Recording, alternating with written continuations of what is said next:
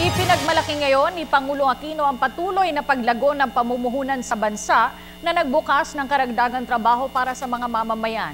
Nagsalita ang Pangulo sa ika-114 na General Membership Meeting ng Semiconductor and Electronics Industries in the Philippines. Sa nasabing okasyon, sinabi ng Pangulo na ibayo pang uunlad ang ekonomiya ng bansa dahil sa mga reformang ipinatutupad ng kanyang administrasyon. Si Rocky Ignacio ang ating tagapagbalita.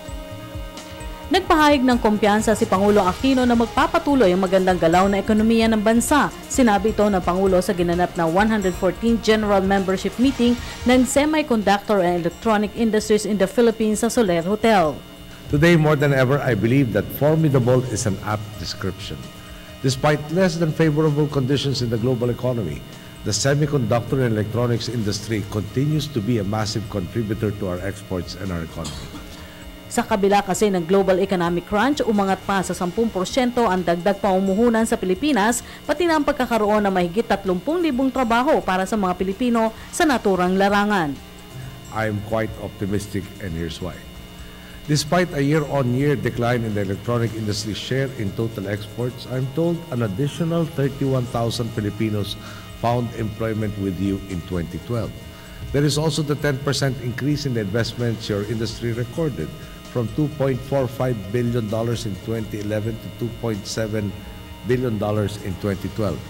And I'm told that there was also an increase in the importation of materials for the manufacture of electrical equipment in May and July this year, maybe in anticipation of a higher demand for electronics in the world market.